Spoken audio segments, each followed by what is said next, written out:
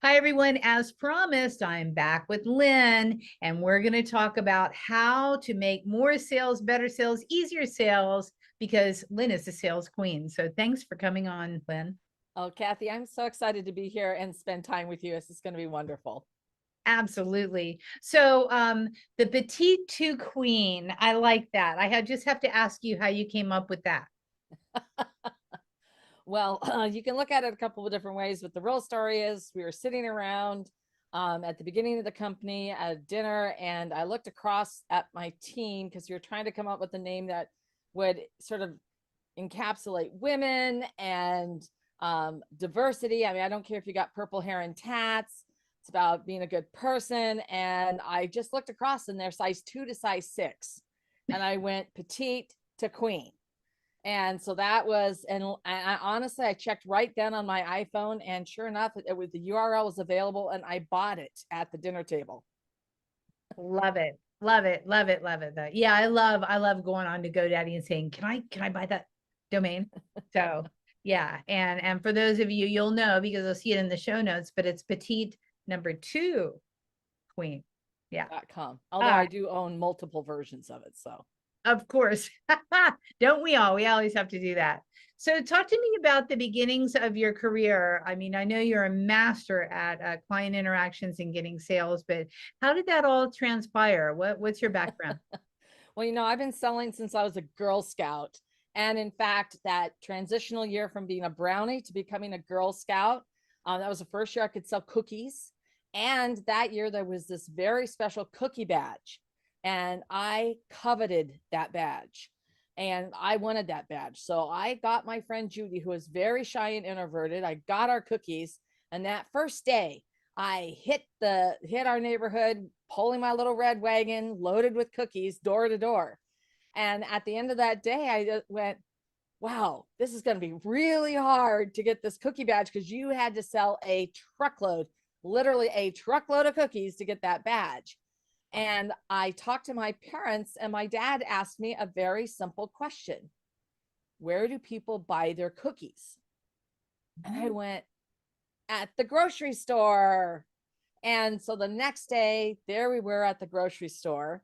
And now, remember, I told you my friend Judy was really shy and introverted. When we were doing the door to door, she stayed at the sidewalk with the wagon. I was the one running back and forth. So instead, now I was like the Walmart greeter. I was pulling them into the table. Judy took their money, handed them their cookies. And at the end of cookie season, we were the only 2 girls in our troop to win that cookie badge, and we were the youngest 2 girls in the state, our state, to win that cookie badge. Woo! That's an amazing story. That's so cool. Yeah, now all the Girl Scouts are always at the grocery stores right there. Well, Yeah. it makes a lot more sense rather than them going door to door. So, but it's just, it really embodies what's joyful about sales. I mean, when you love your product or service, you love the organization, it makes selling a whole lot easier.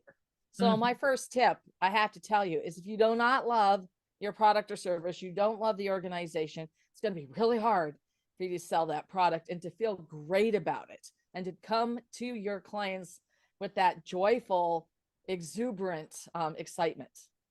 Yeah, I agree wholeheartedly. You have to be behind it all the way and feel like it's the next best thing. Otherwise, why would you be selling it, right? Absolutely. Yeah. Okay, so we jump from Girl Scout massive cookie seller to what? What do you do next?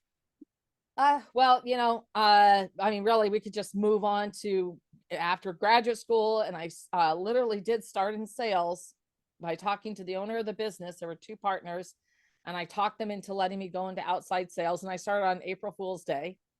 But that first year, I outsold the junior partner. And the next year, I outsold the senior partner. So sales just came really naturally to me because my core value is to help and to serve. Mm, And sales is how you do that because we provide products and solutions and services that help our clients.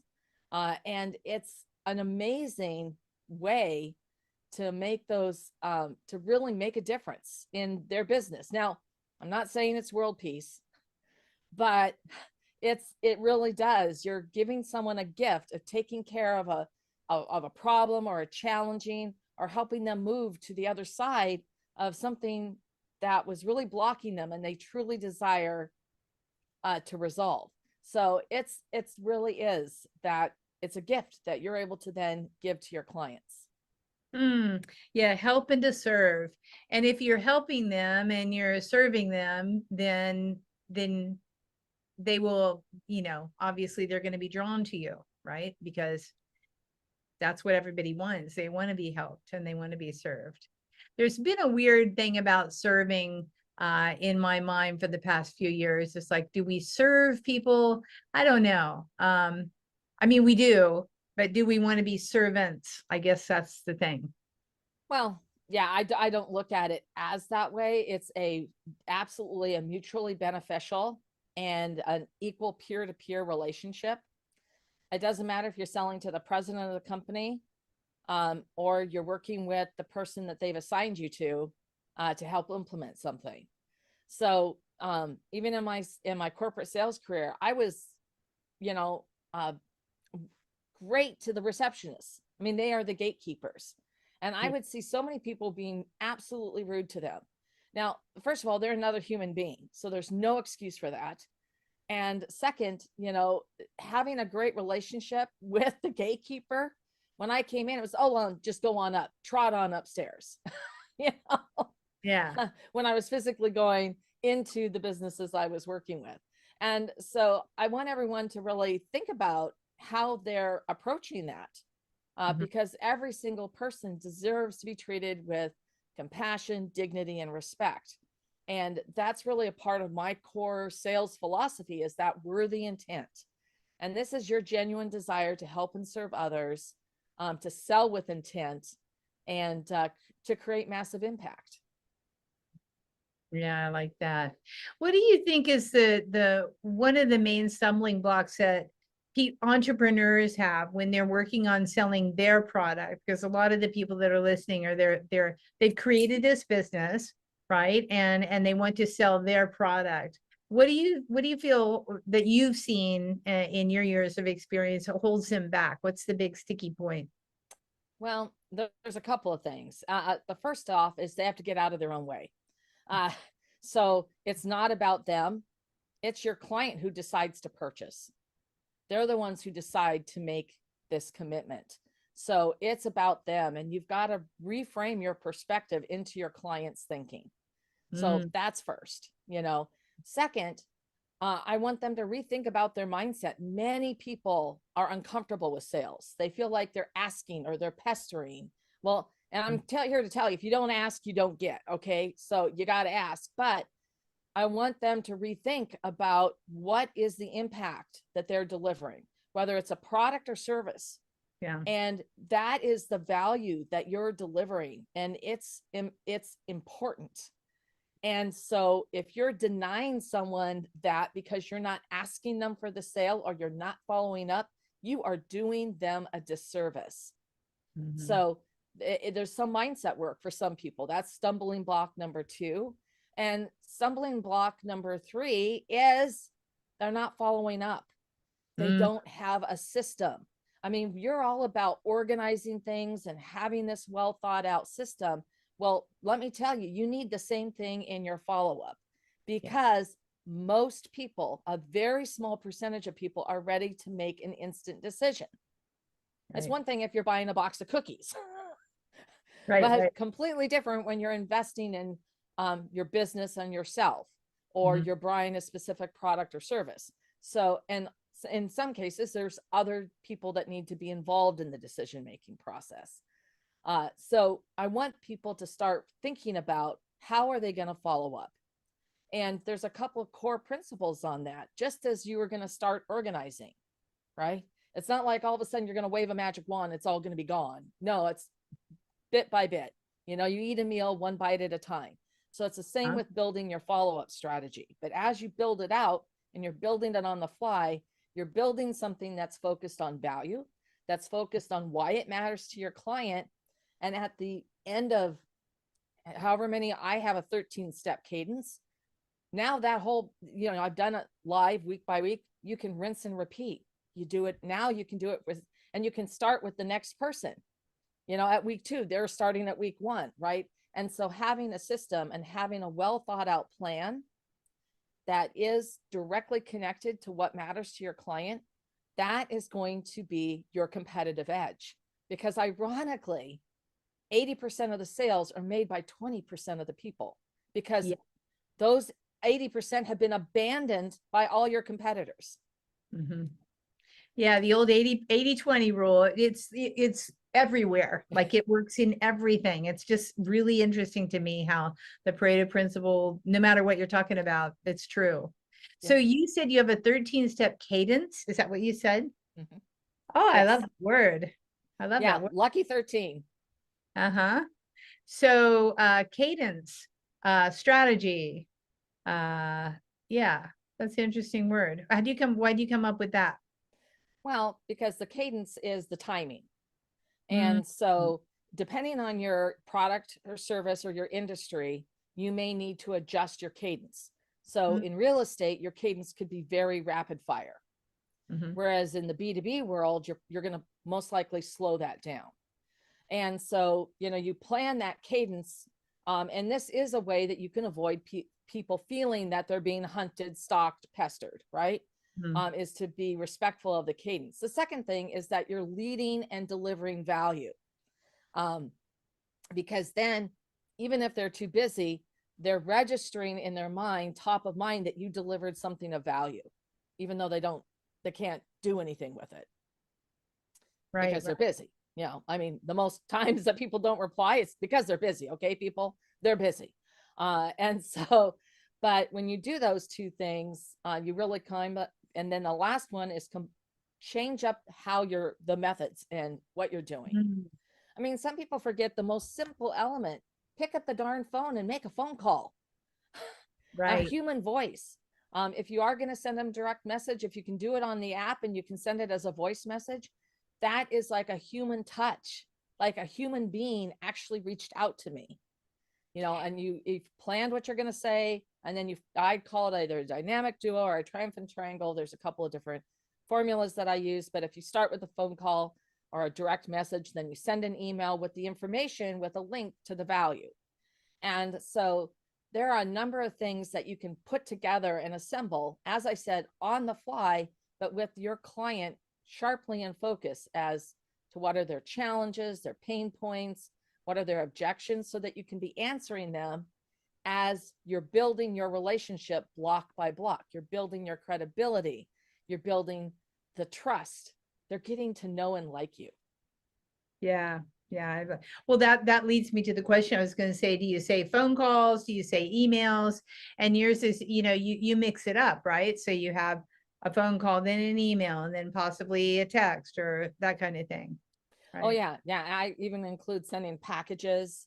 If you're selling into a business, most likely that business has a fax machine. So this is an out of the box idea, people. Tune in, because nobody gets faxes anymore. That's going to show up right on slam on their desk. In fact, they may go running through the hall yelling, "Look, I got a fax," So, I mean, literally one page, I have a whole formula for that, but it's, so it depends, of course, on your clientele and where they hang out, but there's a lot of different ways that you can connect with people, and people are going to be receptive to different things at different times.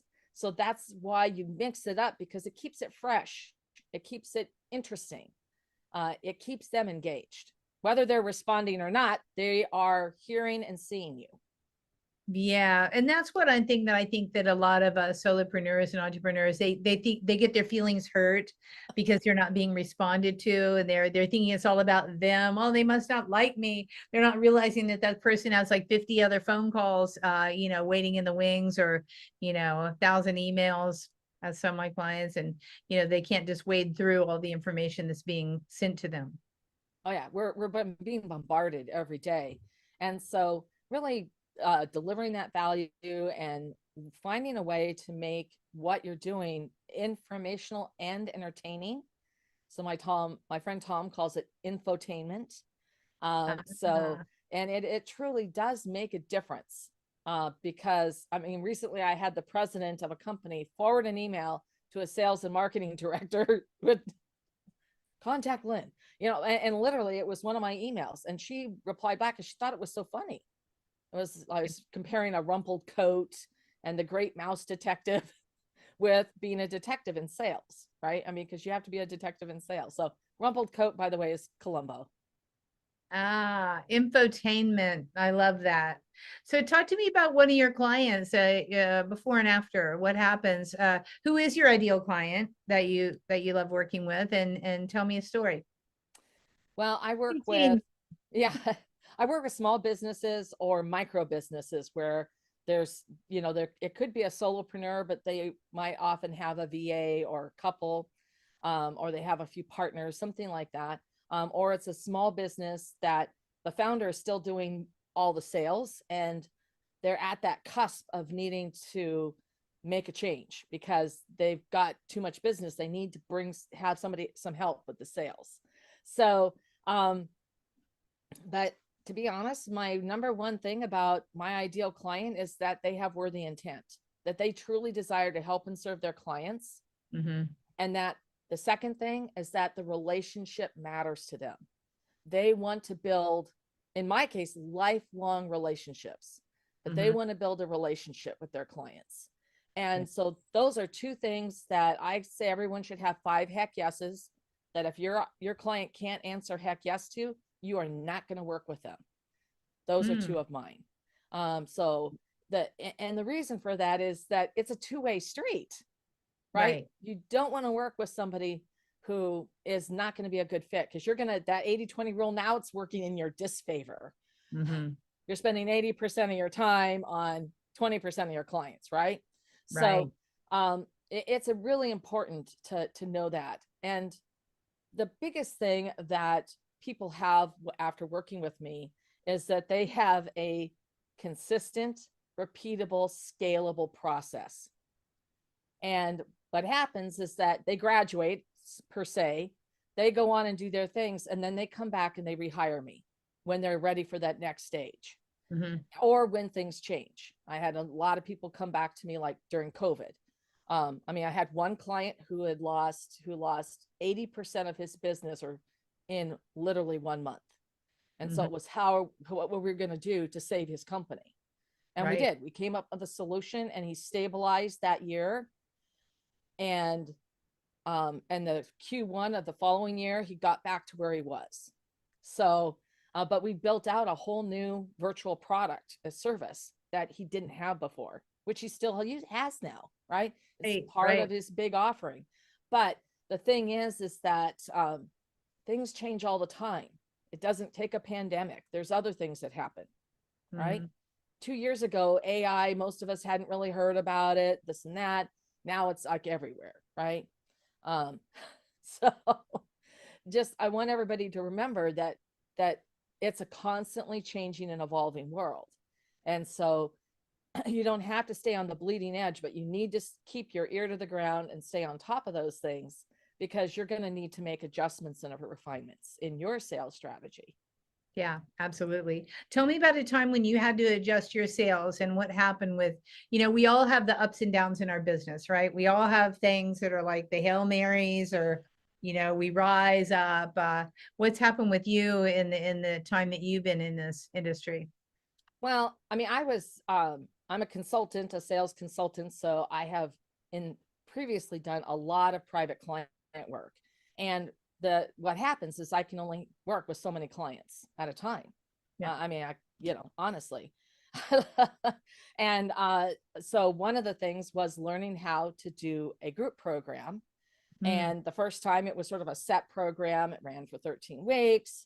And, I love the lucky 13. And so now it's a rolling program. And so it allows me to help more people. And so that I can see that ripple of them being able to sell their wonderful products and services and help more people. And so it's a transition. So everyone has different transitions in their business. What does that look like? Yeah, it's funny. That's when people generally hire me, is when they're in transition of some sort, right? They're trying to reinvent and rethink about a way to do things. And it's perfect for you as well. That's why I think we're synchronistic.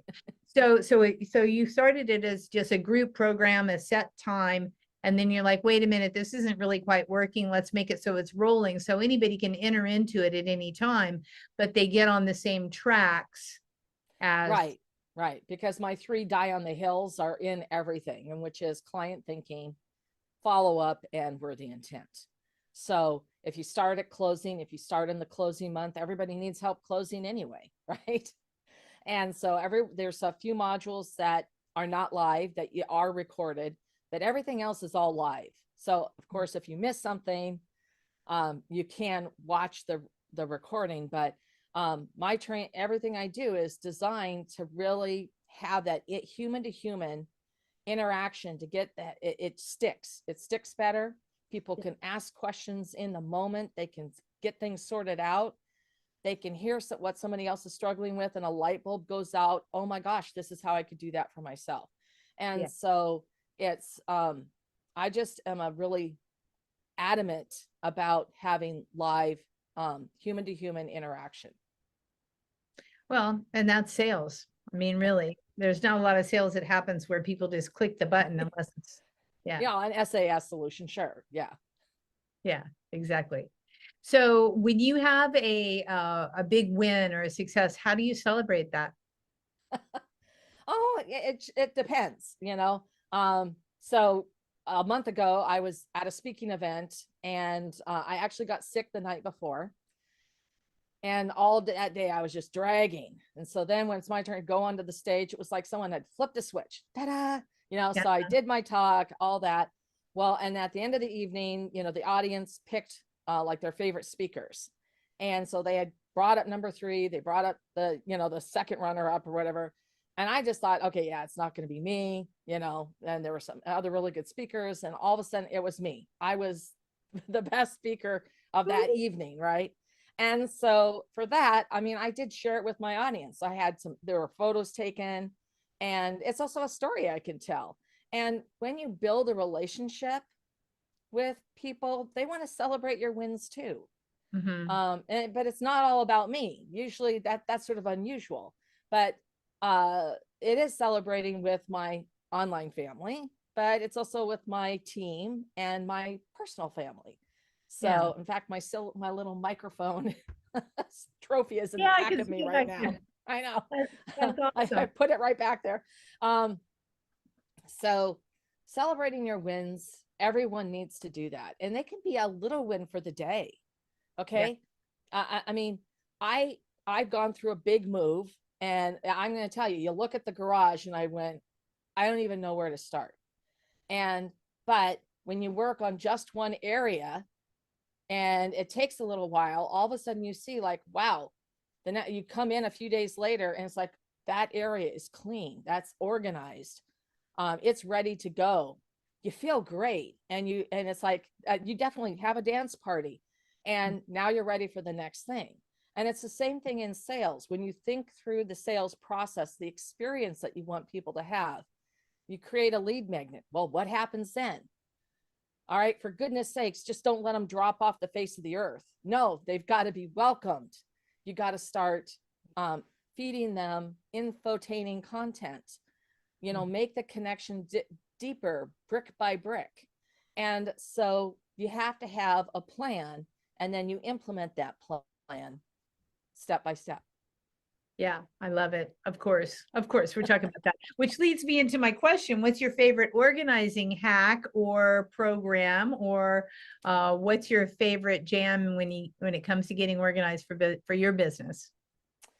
Well, for my business, one of the things that I do is that, I mean, our team, we use Google Drive. We also have a separate cloud storage so that everything's backed up multiple times. I'm into redundancy.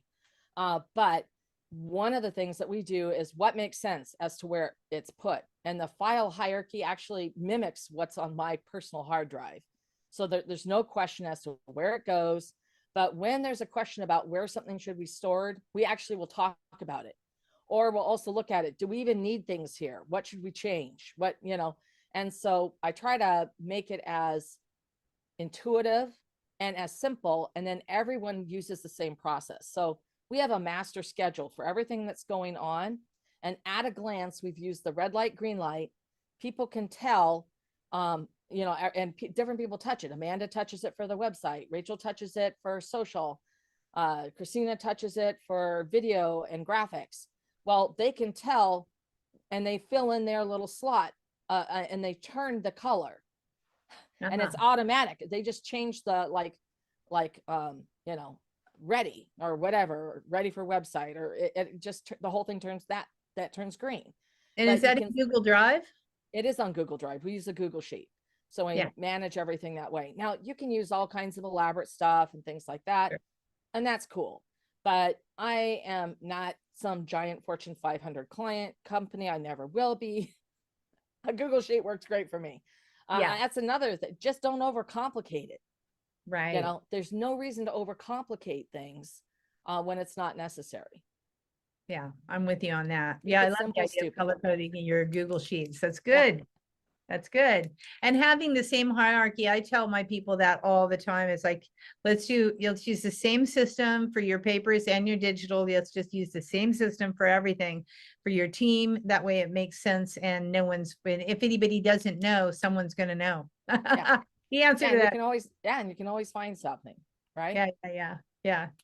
Okay, Lynn, so if you could turn back time and tell your 18-year-old self who's already won the Girl Scout truckload badge, what would you tell her? What kind of you know what?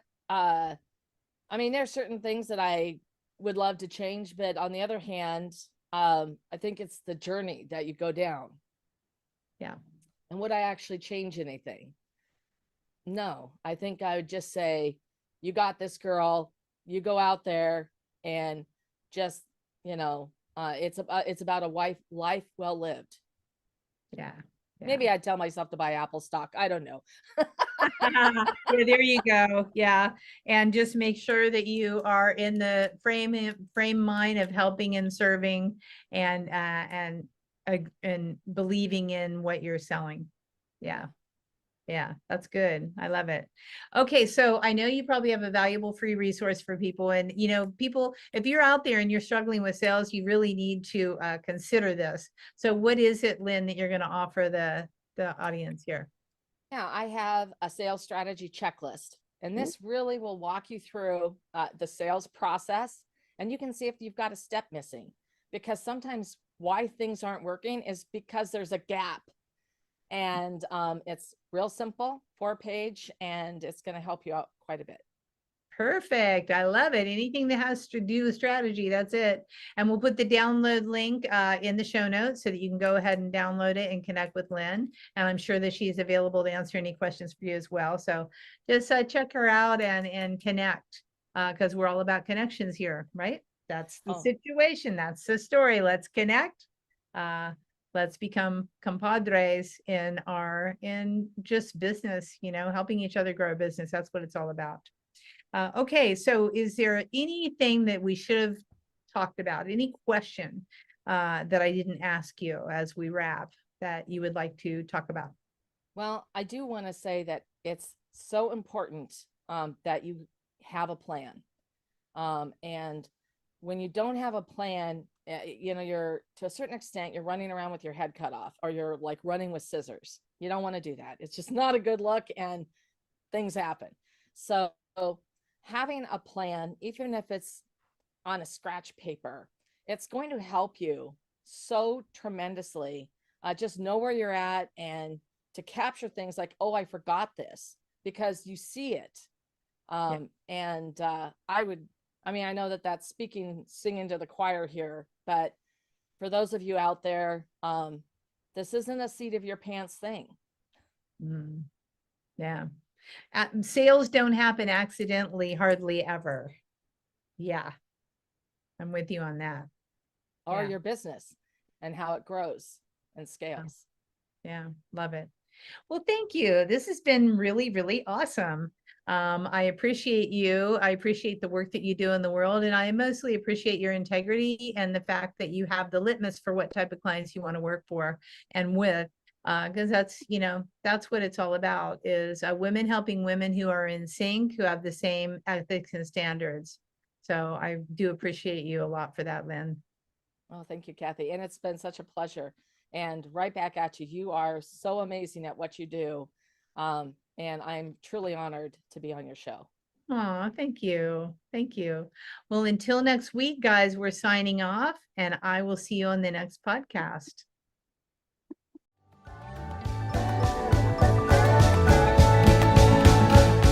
Hey, thanks for listening to this podcast. I hope you enjoyed this episode, and if you want to hear more, feel free to subscribe on the platform of your choice. Also, if you feel so inclined, I would truly appreciate a good rating from you to me. Have a stellar day.